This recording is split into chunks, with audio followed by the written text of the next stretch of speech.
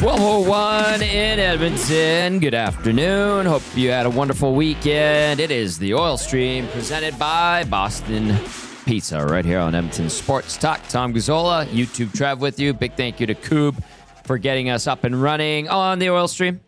Join the conversation. Text us 780-218-9999. Get into the nasty chat as well. People waiting for the reveal of the waiver claims. I see Robbie Fabry has been claimed by Minnesota from the St. Louis Blues. I don't see anything on Regula just yet or on Mangiapane just yet. Trev, how are you? I'm doing really good, Tom. Yeah? You been taking notes today? Is that a read impression? Yeah, that was my read impression. Yeah. My That was pretty thing, good. That was okay. I was expecting, we've got a good show coming your way. Mm-hmm. And I was going to say, yeah, we certainly do, Tom.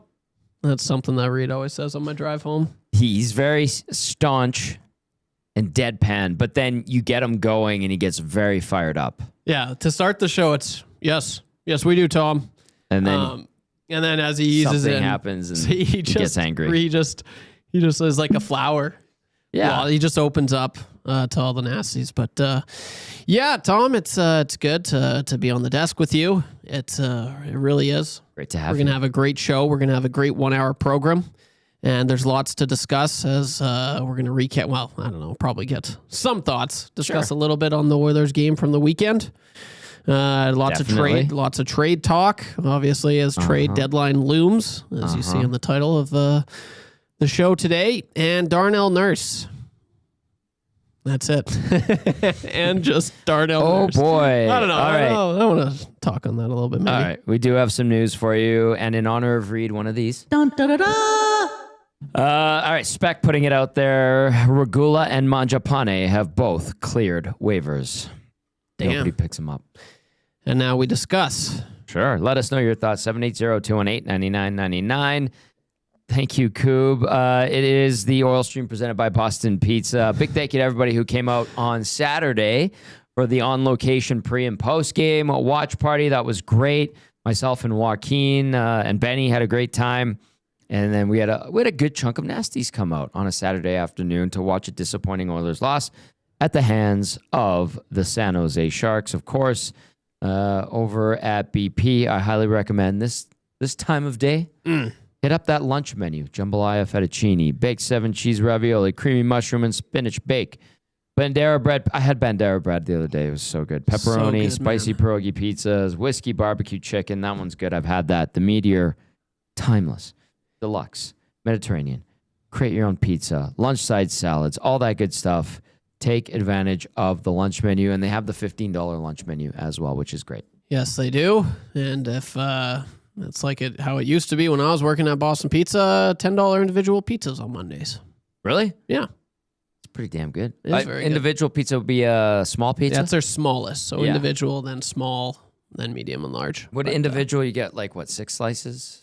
I believe it's 6. Yeah. That's it's not 6. bad. Yeah, That's it's not good. bad. It's fair. And it's good. Oh, I tell you, that individual. Oh, all their pizzas. But the Bandera pizza bread, when I'm in one, there may be no better thing for me than a Bandera pizza bread. Yeah, it just hits the spot. I had it the other day, like I said. I loved it. Santa Fe dip. The Santa Fe dip Santa is Fe. wonderful. It is.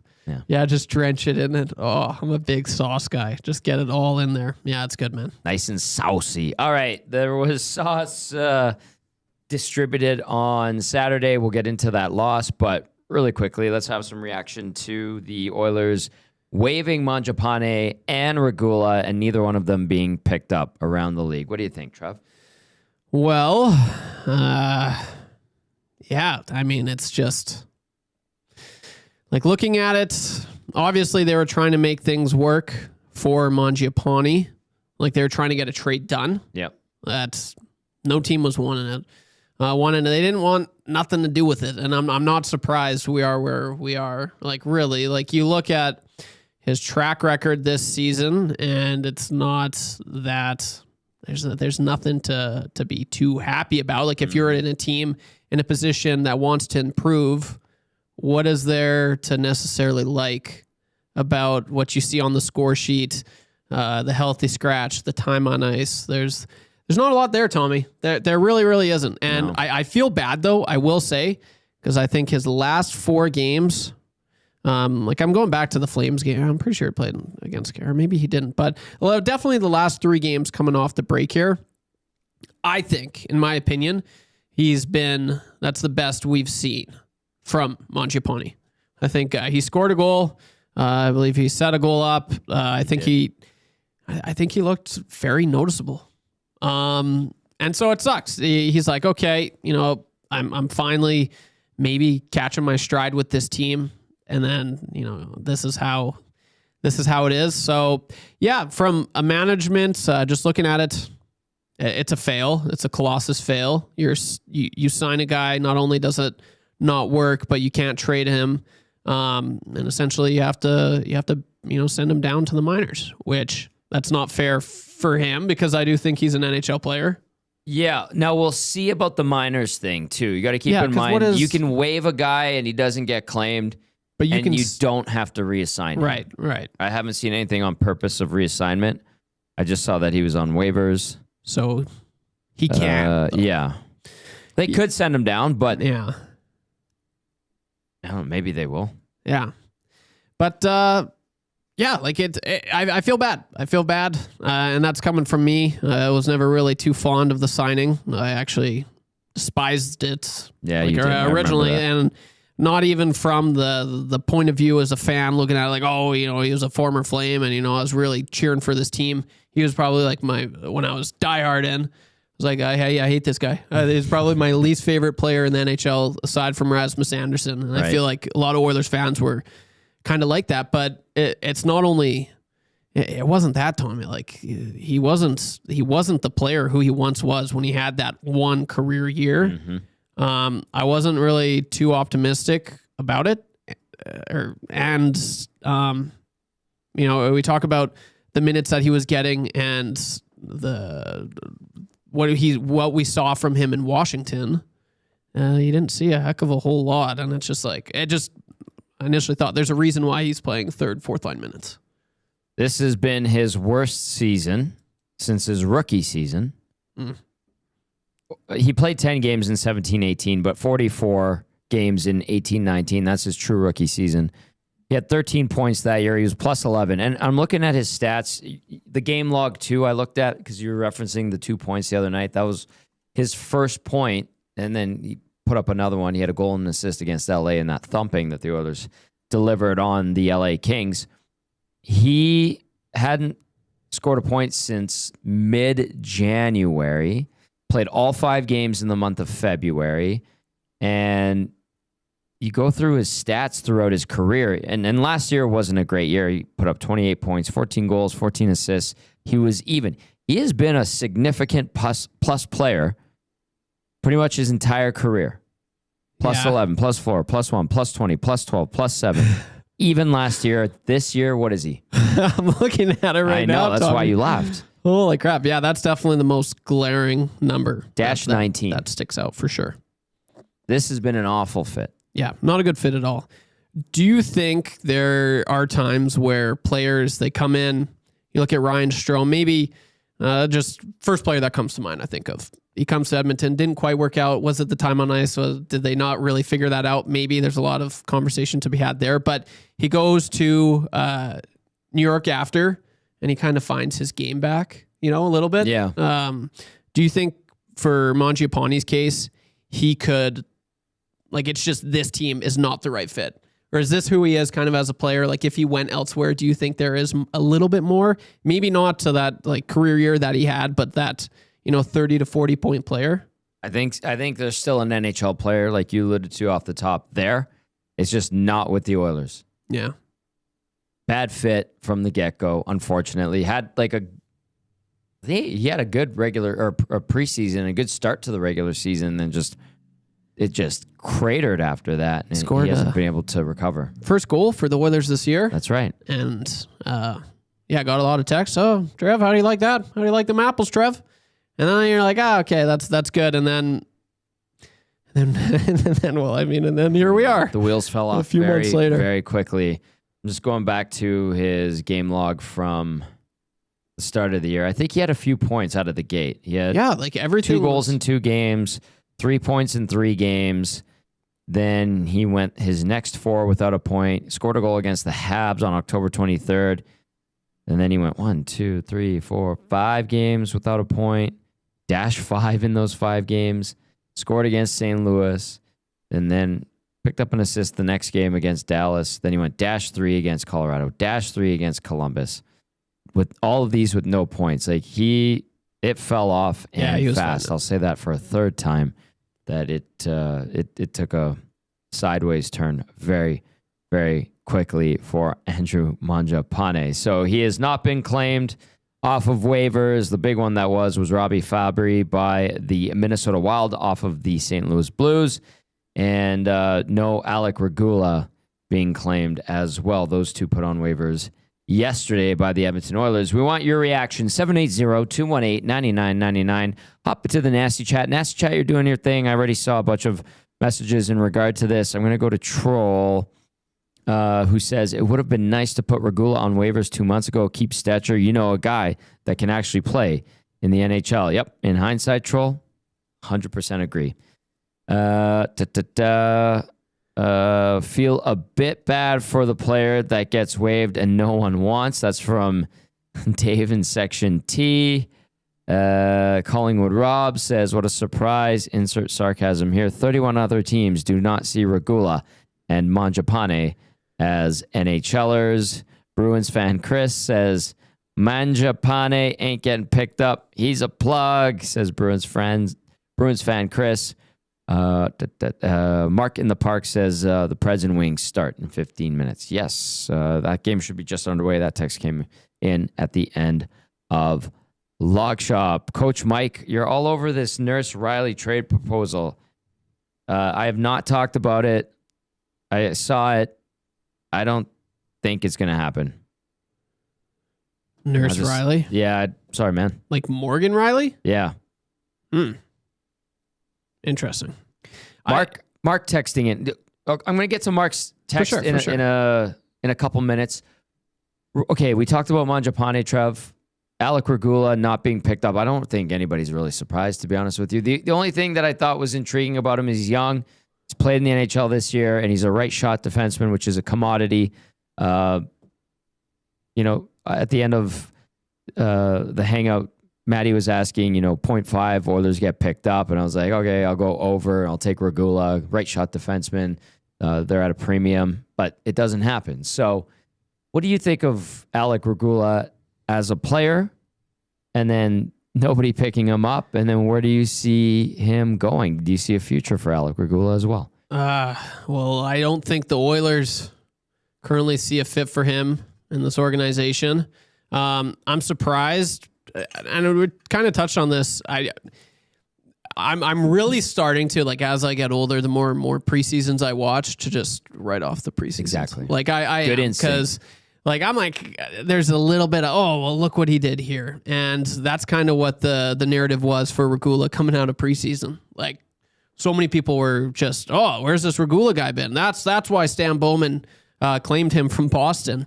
But I don't think he's quite maybe he has recovered health wise from the hit from Evander Kane, but I'm saying, like, I don't think he's looked nearly as good, and not saying he was adequate. I wouldn't say, like, he did the job. He got the job done in those few little games, but he hasn't looked like, from what I saw, from what the scouting report was after he got steamrolled by Evander Kane. Like, no, I don't think so. Gager and I, we were kind of talking about that in the morning show this morning. But yeah, like, where do they go? I don't think, like, he's a right shot, but did he really do anything that I thought, I'm like, okay, I see this guy brings value to this team? Not once did I feel that with Regula in the lineup. He kind of just, he was a roster spot. You know, he was just a player on this team. Did he help the team? No. Did he hurt the team? I'd argue he hurt the team a lot more than he helped them. So it was a test. Where do they go from now? Like, I don't know. Like, that's what I'm going to ask you. Like, it's got to be tough, because when Noah Philp got claimed off waivers to Carolina, I think it was on Reed's show. Maybe they had Gazdick on, and Gaz was just saying like it makes you feel good that You get maybe picked up, somebody you wants get you. picked up. Somebody wants you, and I know these are professional athletes. It's a business and all that, but I have to imagine this is going to affect both of them significantly. I don't know. It's not really a competition who it affects more, but like how do they respond for this? Like I'm done. Like especially for Regula's case. No, not if you're either one of them. You can't. Yeah. Especially Mangiapane, who has a contract for next year. And like for Mangiapane's case, like I think he's an NHL player, and I know a lot of people are saying, oh, like 30 other teams or whatever, 31 other teams are not wanting him. They don't want his contract. Yeah. I don't think they mind the player. And that's why I'm a little surprised, because even though today's NHL, you want offense, but he does have that pest. He still can bring that to some extent. So that's The rat but play. it's not worth. But I mean, it's not worth. You can pay a guy league minimum for that now. Well, on Friday you can trade for him and try to do everything in your power to get someone else to retain, Yeah.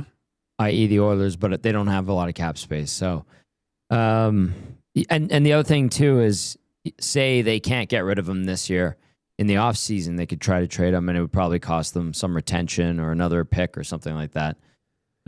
So it's like the storybook isn't closed on Andrew Mangiapane's career or anything like that. Same with Regula. Again, I found it very difficult, and I was pleasantly surprised with his preseason and his training camp and, earning a spot out of camp. I think he did that.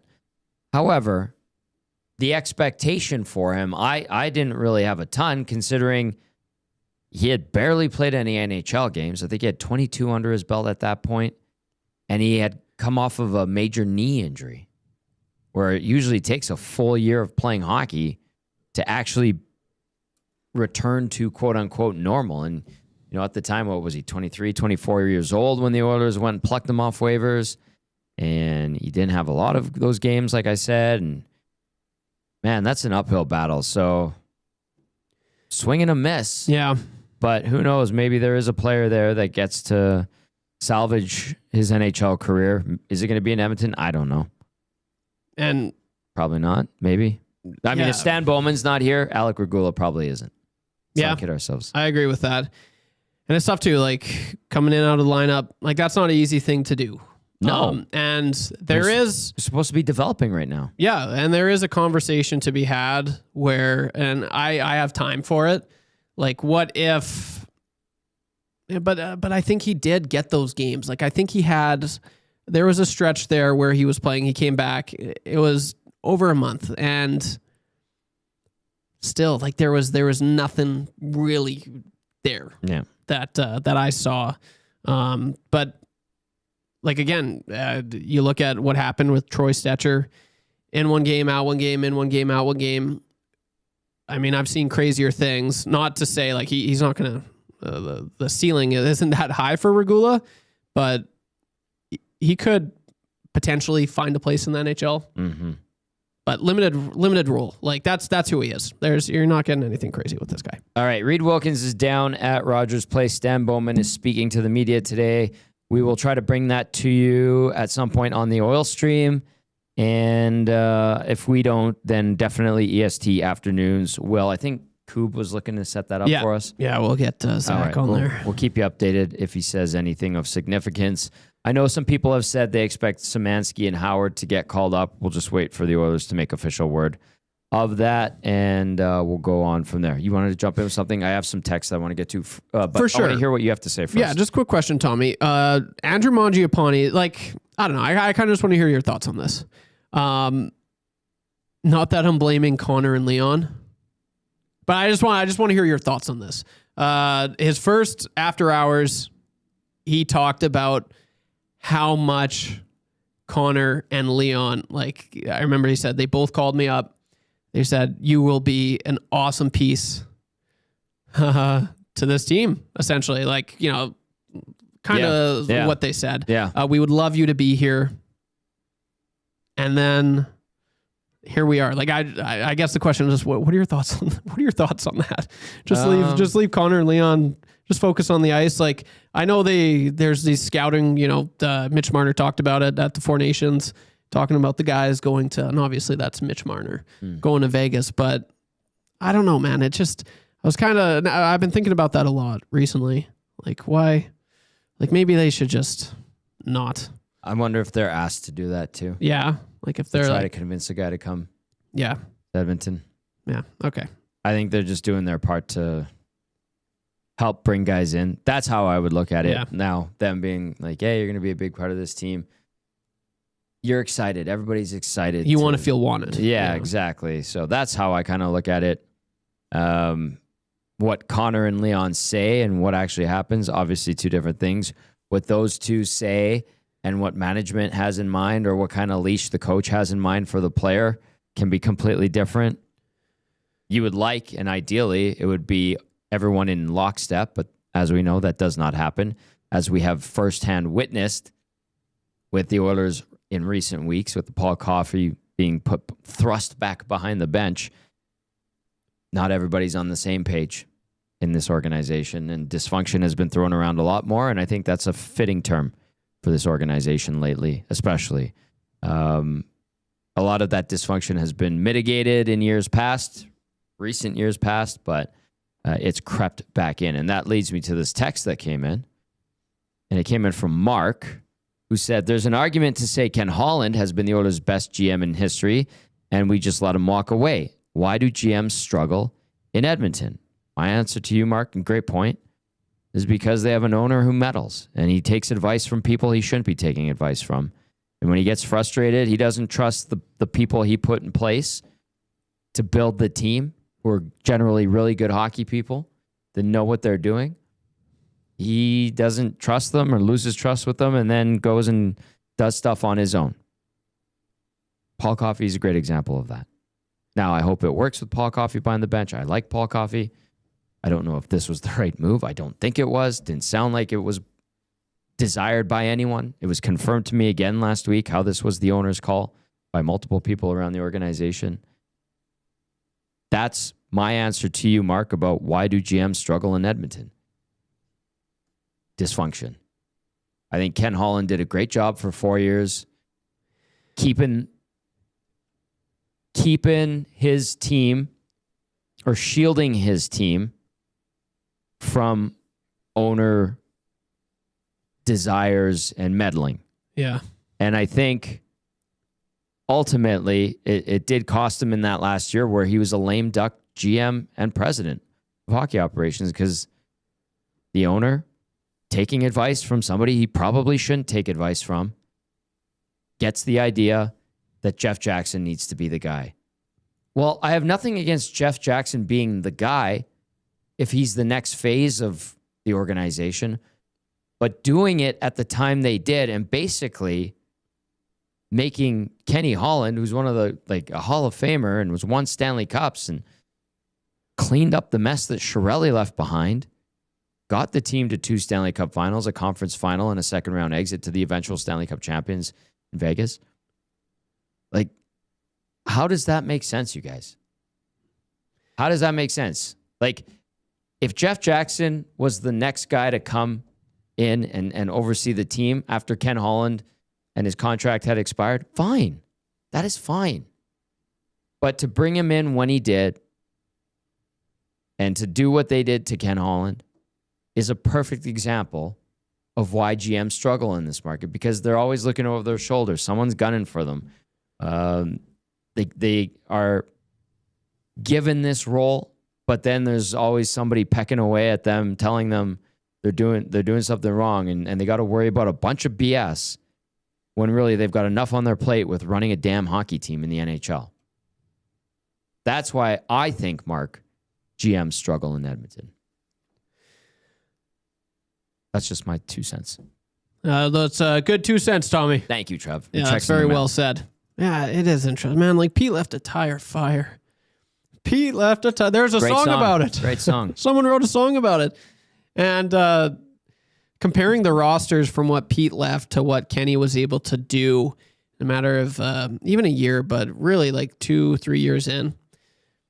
Very impressive. Like that's Hall of Fame worthy stuff right there. You could tell like this, like if they went, I don't even want to think this, but if it went from Pete to Stan Bowman, I don't know, man. I can't imagine they would have the record like they did when Ken was in charge there. So it sucks. It really, really does.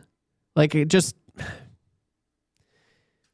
like I don't know, man. Like I really want it to work. I still have faith. I still think McDavid will, win a cup eventually. I think so too. But I mean, if he doesn't, like the conversations for ever in Oilers history about the McDavid era will be how Stan Bowman, maybe not Stan Bowman, but just how much they fumbled the bag time and time again. And the stuff we're talking about now, like, is this the right? It's going to be so obvious in the future. Just being like, look at this. Like, look how they handled Kenny Holland. Like, look at this. It's a recent example, and I think it's a pretty glaring one. Yeah. And don't get me wrong, Ken Holland wasn't perfect. He made some bad. Name a perfect He made GM. some bad plays when it came to building this team, but ultimately, it worked out enough that he made them into a Stanley Cup contender. Yeah. They've lost the last 4 years. The Oilers have been to the playoffs. They've lost to the eventual Stanley Cup champion. Yeah, man. That's amazing and painful at the same time if you're an Oilers fan. If you think A about little it. painful. Yeah. Yeah, for And sure. then It's painful. now they're in jeopardy of maybe not even making the playoffs with 21 games remaining. Mm. All right. Keep those texts coming in. 780-218-9999. Get to the nasty chat. I'm going to read as much as I can. Tom and Trev with you on this edition of the Oil Stream presented by Boston Pizza. Stan Bowman speaking right now. We've got our very own Reed Wilkins down at Rogers Place. I'm going to read some updates from Wilkie. Says, Oilers GM Stan Bowman says they are looking to add a player or two, but also repeats they are capable of playing better. Has mentioned playing a smarter game a couple of times. Okay. We've really hammered on the defense and how poorly it has performed. But when we go, why is the defense bad? A lot of people say Darnell Nurse is having an awful season. Correct. That's valid. I'm not going to deny that at all. Let me hear it. That gets a ding. But Jake Wallman has struggled. He's dealt with injuries this year. Bouchard came out of the gate slow on the defensive side of things. Matthias Ekholm was struggling a little bit to start the year. And then on top of that, Regula, who has just cleared waivers, and Ty Amberson, who's probably been the most consistent defenseman for the Oilers this year quietly, and now Spencer Stasny are on the roster. Regula, you can minus obviously right now, but for a good chunk of the year, you had these three young guys with two veterans not performing well, and then two other veterans kind of finding their game, your top pairing. That's a bad recipe. Certainly is, Tom. All right, what do you got? You said it seems like you got something like that. It is absolutely a bad recipe. What's up? I'll just add one more, and then I want to go to you. Yeah, of Reed course. says Bowman says the goalies can be better, but as they consistently put their goalies in a tough spot. Yeah. Talking about defense. Go ahead, enough. Trev. Sorry. Yeah, it's funny, and I stumbled across this tweet yesterday, and I just want to see your face as I read it. Okay. I'll give him credit at Brett Jeffrey. The Edmonton Oilers needs when they drafted Connor McDavid in 2015. Number 1, defenseman. Number 2, goaltender. The Edmonton Oilers needs in 2026. Number 1, defenseman. 2, goaltender. They've had 11 bleeping years. Good tweet. Man, like it's just crazy. Like my whole life, I swear, it's just no. They need defense. They need defense. Like it hasn't changed. Like I remember, like as early as grade 6, like talking to my teachers, just no, they need defense. Oh, they're gonna get defense. Teach. I know they are. That's me as a young Trev. I thought that was. But you couldn't pronounce ours that well back then. No, I couldn't. Yeah. Ours and Y's. I had my one teacher, Miss Yellowega. Yeah. I couldn't say L or my Y's, and so I'd say Miss Wellowega. And it's so funny because you don't hear it. She'd like bring me in front of class, like, no, yellow. And I'm like, Wello. I'd say, I don't know why, but I'd hear yellow. Yeah. I'm like, I'm saying this right. I don't know what we're doing. Right. And then my R's, grade 3 was when we started learning about rocks. Yeah. And I love rocks, but I couldn't pronounce my R's. So I'm like, walks. These walks walk. I'm like, so here we You've come go. around in a big way in the I'm time like, since. This is my amethyst, my favorite type of walk. But like, it's crazy because in my mind, I was saying it correctly. So yeah, there's that. But yeah, man, it's crazy. And we talk about like who was in the office then. It was Peter Chiarelli, and who was in the office now? It's Stan Bowman. But I will say there was in the last like 2 years where defense wasn't necessarily the biggest thing. Like at times when they traded for Ekholm, this team was unreal. I forget what the stretch was, but they finished like the last quarter of the season. They went like 18, 2-1, something like that. Like they were unreal, and they were playing really, really good defense. And that brings me to this question, Thomas. Yes. Is this who?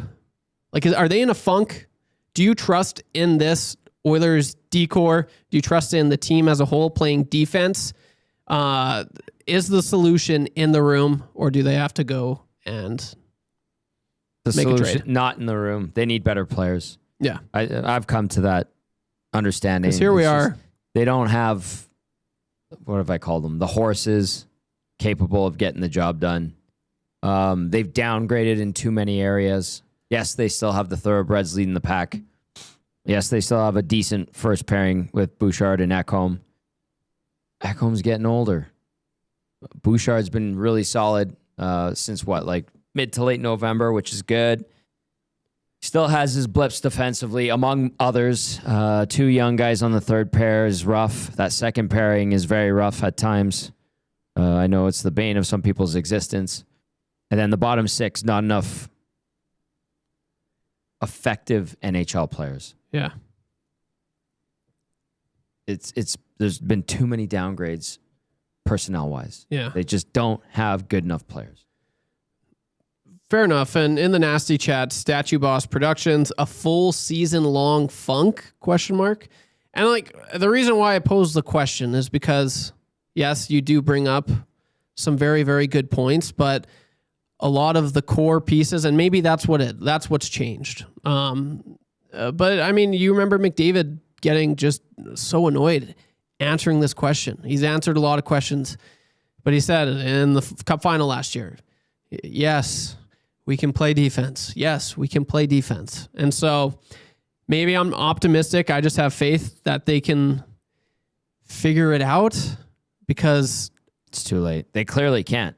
We're 61 games in. But the thing, it's like the mistakes they're making. It's dumb mistakes, and that's why I have faith. Them. Yeah, and that's why I like to think that something will change. I don't know, but yeah, like I can't really defend it. Here we are continuing this discussion about how terrible they are defensively. So. Here's the Oilers' blue line from 23-24. These are guys who played a good chunk of the season. So you had Ekholm, came in, played 21 games. CC, 80 games. Kulak, 82. Bouchard, 82. Tyson Barrie played 61. Darnell Nurse put together a really solid season. He had 12 goals, 31 assists, and was a plus 26. Then they flipped Barrie for Ekholm. Broberg played 46. He was finding his game. Vinny Desharnais, I think that was his welcome to the NHL season where he was kind of a good 6-7 guy for a while. Ryan Murray, that faded very quickly. He didn't last very long, was hurt pretty much the whole season. So that's an okay blue line. Yeah. Right? And then they had good depth. That was a good team. Yeah. Right? They lost in the second round to the Golden Knights. Golden Knights won the Cup. The next year, 23-24. Let's look at the blue line. Where is it here? It was still better. Here we go. Playing roster. Oh, God. What did I do here? Oh, I put a space in the wrong. It's in the wrong just spot. My bad. Here we go. I got it. Go by position here. Okay. Vinny Desharnais played 78 games. Brett Kulak, 82. Cody Ceci, 79. Darnell Nurse. Darnell Nurse had an okay year. 10 goals, 22 assists, +3. Ekholm was rock solid for them. Bouchard had a really good year. That blue line held. It was good. They fired Ceci to the moon because everybody was getting fed up with him in the cup final. Stetcher played 7 games, got hurt, if you recall. Broberg played 12, played good in the third round and final. That was a solid, respectable D core. Yeah. Too many offensive weapons? Is that...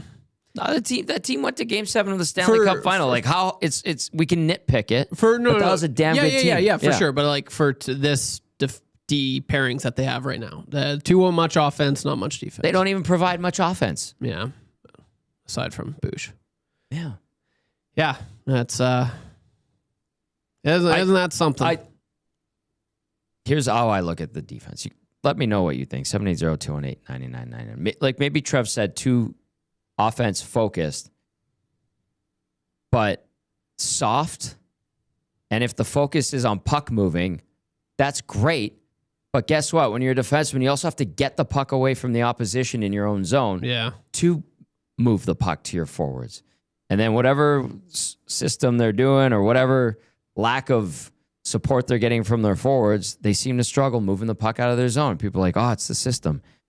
Well, I don't know what a good system is if you can't even get the puck away from the opposition unless it's a whistle and you get a face-off and you win the draw. Yeah. Like, they don't have defensemen that punish people. No, man.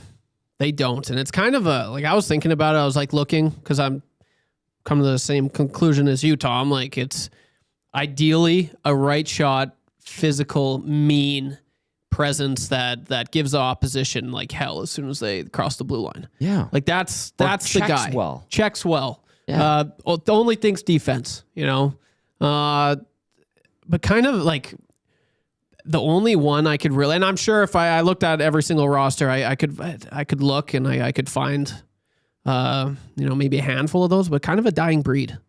Like it's just so goal oriented, skills focused defenseman that the NHL is producing right now. Like the first person that I thought of that I could really like just off the top of the dome was Radko Gudas. Mm-hmm. Now, obviously, who they were interested years ago. Yeah, and wouldn't that be something? Because like, what would that look like? But like aside from him, it would be and then wonderful. I think, it would be. And then aside from him, I'm like, I remember there's this right shot Swede that was tough to play against. Also used to be a former Oiler, Adam Larsson. That was that was too bad. A unique situation. Sad situation. His father passed away. Yeah. And he was not coming back. Clefbaum retiring early. Yeah. That was a tough one. So Mex Bazuzu via the Nasty Chat says Popovich used to say defense is a choice. I still think this team's defensive woes is due to lack of effort, not necessarily personnel. And I would disagree with that second half. Just me personally, Mex. They're easy to play against. Disengaged sometimes. Darnell Nurse seems lost this year. He is fighting it, as some would say. That's a great way to put it. Certainly fighting it. Did you touch on his post game at all? A little bit? Go for it. Let's go. Let's do this first. We're going to do a quick reset. We're inside the Popeyes Louisiana Kitchen Studios. They've got their $5.49 mini combo going on. It looks like you get you can get the mini chicken sandwich with a little bit of fries and a pop for $5.49, as well as the mini chicken wrap with fries and a pop. $5.49. Of course, the $4 faves, mini chicken sandwiches, mini chicken wraps. Fries and the nugs, and take advantage of those. Those are some of Reed's favorites. And then the big sauce combo is $9.99, 3-piece chicken strips, and then some fries and dipping sauce on the side for $9.99. Go ahead, YouTube, Trev. Yeah, I just curious your thoughts. And then, I'll have one more question as we approach the deadline as well. But Obviously, Darnell Nurse was not very happy following the Oilers' loss to the San Jose Sharks. Mm-hmm. I'm curious. Like, what were your thoughts on how that whole situation transpired? Okay, I'm remembering. He was curt with Spec. Man, the wide shot, I laughed. I chuckled at it. It was just those two, man. Yeah. I was just like, this is tough. It was awkward for me to watch. I can tell you when things are tough and there isn't much in terms of media on the road with the team and it's only you, the camera, maybe a visiting team or the other team's reporters. And usually what they do is, especially in American cities, they'll send in like an intern or PR intern to just hold a microphone and get clips, but not ask questions. They basically just piggyback off you. Yeah. But Spec's on this trip and he threw some high hard ones. And I think they're valid questions. And Darnell has been short with the media in the last couple of years. His play has been rough. What'd you say? Fighting it? He's fighting it. Fighting it, yeah, absolutely. It's a nice way of describing it. And he wasn't having much of it. So Spec has every right to ask those questions. And does Nurse have every right to act how he did, would you say? he can act that way. Yeah. It's not appreciated. But from a media standpoint, it wouldn't be appreciated.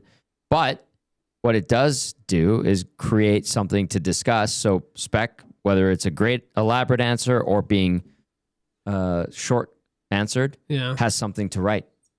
Yeah. Right? Yeah, absolutely. Like, love him, hate him, indifferent, whatever. Like, you have a job to do. His company sent him there to ask those questions. And if the crew from Oilers TV got their couple questions in, and you got Darnell there, he's one of the captains and leaders on this team and veterans. He knows the tough questions are coming, how he wants to handle them. I know, things were busy in his life away from the rink at that time, but yeah, man, when things aren't going good, everything turns into a powder keg. And I think that was just one of those scenarios. So, yeah. No, I really see, I do. Like, I'm at, like, I agree on I'm so on the fence with everything. I side with everyone, and like, it's not, and I'm not going to blow it out of proportion, but it's a talking point, and I just wanted to hear your thoughts as me, coming into, I'd say relatively new to media in Edmonton. I have my opinion, and then I put myself in Nurse's shoes, like. It like honestly, it's tough to answer that if you're posed that question. But then, just then I go back to just play better. Hey, listen. At the end of the day, I don't even think what happened between those two is a big deal. No, it's not. It's just people get riled up. They're emotional after a loss. I've seen that a million times. It's not. Yeah. Spec will ask a question this week to Darnell, and then he'll give him a good answer. Like, it's not really a big anything. It's just it kind of, if anything, to me, it sums up what was a rough road trip for the team and a tough couple of games. Rough road trip. Simple. Indeed. Like, I don't know. Some like to blow it out of proportion. Some like to stir it up. Others think, oh, yeah, just another tough performance. And that's how he feels post-game. He answered. Did he answer elaborately? No. Is it a big deal to me? No. Yeah. Happens. Fair enough. Okay. Yeah. So we talked about how poor this team is defensively. Touched on a little bit of Nurse there, management. We've discussed quite a bit there, Tommy. We have. There's lots to discuss. Did you take any notes? Yeah, I got one question, and I want to pose this to the Nasties for sure. Mm-hmm. So go ahead and text us 780-218-9999. Drop it in the Nasty chat as well. And we got 250 watching right now. Let's see if we can get this bad boy to 100 likes. Nice. Wouldn't that be nice? Let's do it. Yeah. Let's do it, Tommy. But to you, Tommy, and to the Nasties. But I want to hear your thoughts on this. If you're Stan Bowman, put on your Stan Bowman shoes, okay? All right. If you were in charge, how would you approach this deadline? I'd be all in, try to get something just for the sake of getting something, I don't know, or hold your assets, look for a little bit of the future. Try not to mess up what you have right now. Okay. I'll play this game. Is this okay? Yeah, it's fine. I like hypotheticals. How would I handle it? I would handle it by making sure I didn't make the panic move. Yeah. I would do Spot on. everything in my power to avoid the panic move, where you give up something for an quote unquote asset now, and it costs you dearly now down the road, especially. So a panic move would be like trading. This is an example. I don't think it's ever going to happen, but like entertaining a Zach Hyman trade and flipping him for something. I'm not saying it's going to happen, but I'm just saying, what would a panic move be? Something like that. I'm just using it as a hypothetical example. Just don't do that. You have very minimal cap space. You should have a little bit more with Mangiapane and Regula being waived, and we'll see who they call up. I know Szymanski and Howard are the two names that are popping up. But my theme for the deadline, if I was in Stan Bowman's shoes and doing his job, would be don't make the panic move. Yeah.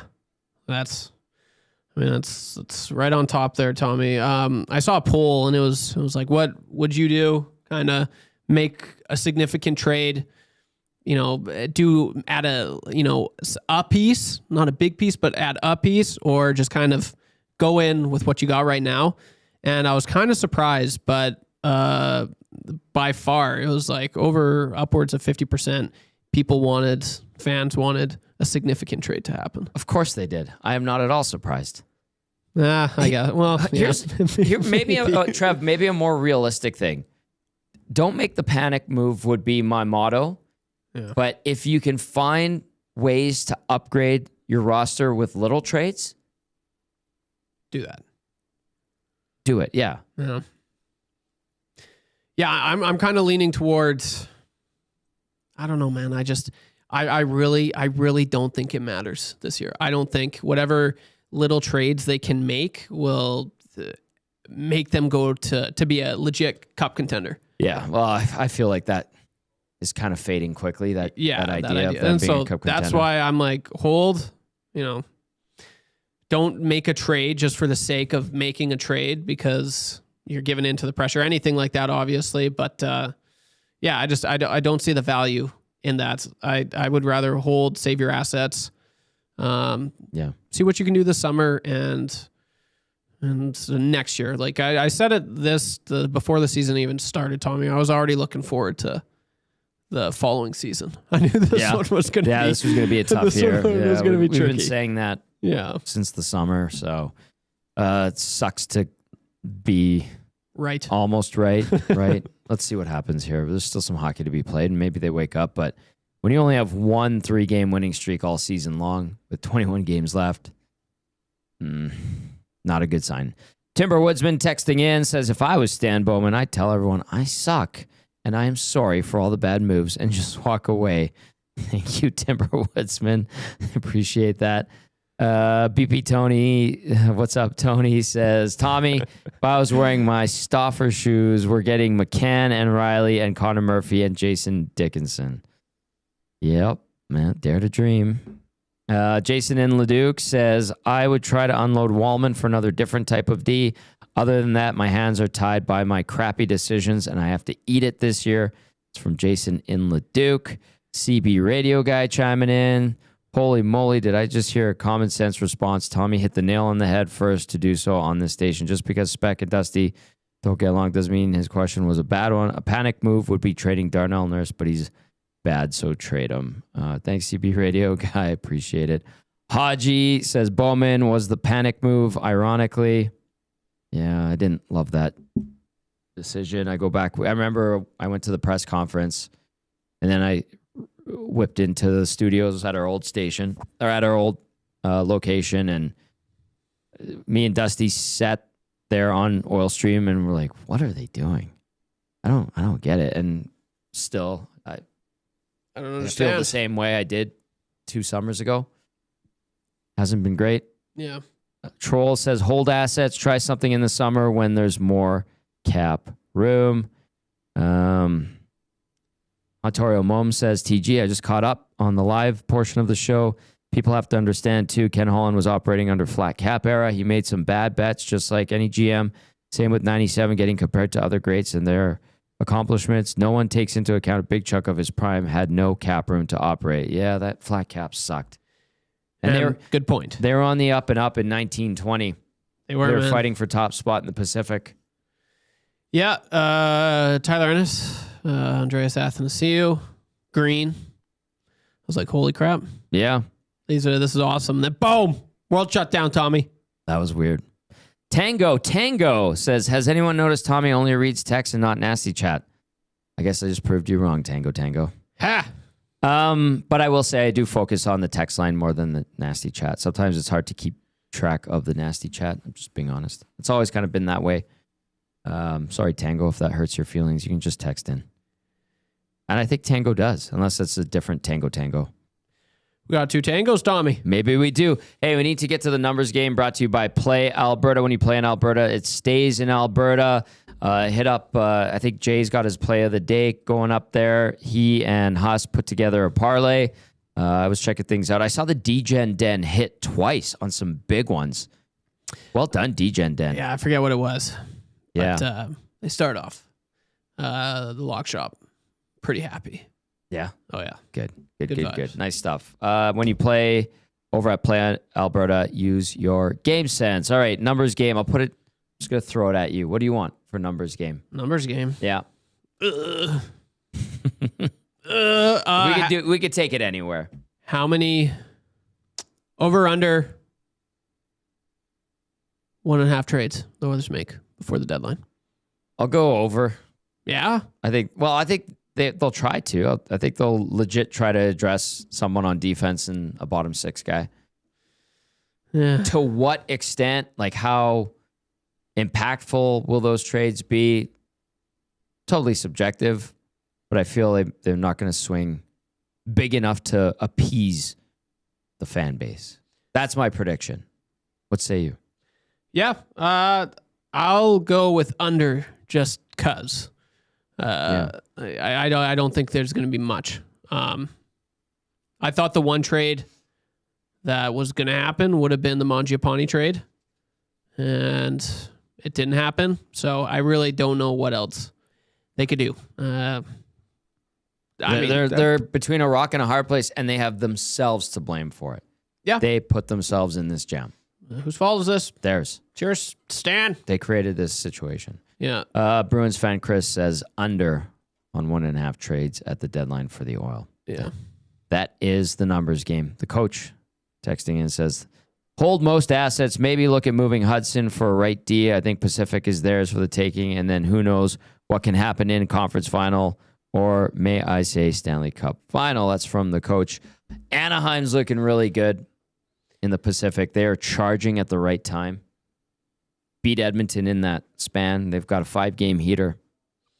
Yeah, well, interesting team. I like them. I like a lot of their players, and I think it would be awesome the way it is right now, or last time I checked. But potential Anaheim Edmonton first round clash. Sign me up. I would like Edmonton's chances in that, just because Anaheim's the younger, me too, inexperienced team. But above everything, though, just a nice fresh first round. That spunky naivete, if you will. Yeah. Could lend well in the playoffs for the Ducks. They do have some good veterans, Kreider, Trouba, Gudis. Yeah. Guys that have been around. Mixed but with some youth as well. Yeah. They're a good team. If you're a Ducks fan. Yeah. I'd be happy with that. All right. Koob is back in the fold. What's coming up next on EST Afternoons? Well, busy show, of course. Oilers general manager Stan Bowman had an availability. We'll run that throughout the program and dive into the news surrounding Andrew Mangipane and Alec Regula. Clearing through waivers, we'll have continued discussion on that all day throughout Edmonton Sports Talk, of course, 1 to 3. EST Afternoons. Matty Iwanek and I for the final time this week. Hernan Salas and Joaquin Gage will move back from the morning show. I know Trev will miss them during that 6 to 9 Nielsen show time, but they're going to be back on their normal duties and responsibilities here in the afternoons. But we will have 2 guests today. Bruce Arthur from the Toronto Star. We'll catch up with him to recap a bit more of the Olympics. He was out there in Milan and great Cortina covering that. And then to get some insight on the firing of Jim Hiller down in LA, John Hoven. John Hoven. Yes, from Mayor's Manor. He's great. Will be popping by as well. He's great. All right. Thanks, Coob. Good stuff. Sweet. Thank you. Hey, Trev, you get final say. What do you have to Final say? Thank say? you. Good job. Good job. Yeah, final word goes to you here on Oil Stream. Yeah, I'll just say thanks, Nasties, everyone who texted in on the show and the inbox there. This is going to be a fascinating week. I cannot wait to talk all things Oilers, all things NHL, all things sports, because that's what we do at Edmonton Sports Talk. And I love being on the show with Tommy. I'm a huge fan, Tommy. I'm a huge fan of yours as well. All right. You're the best, buddy. Matty Iwanek, Zachary Kubich coming up next on ESD Afternoons. Keep the stigma. and He charge, hates baby. For Trev and Goob, I'm Tommy saying keep it locked on Edmonton Sports Talk for the rest of the afternoon. Lots to discuss. The boys are going to break down Stan Bowman's availability today. Heading into the deadline, big thank you to Popeye's Louisiana Kitchen, Play Alberta, and of course our presenting sponsor on the afternoon edition of the Oil Stream, Boston Pizza. All right, that's it for me. Ciao for now.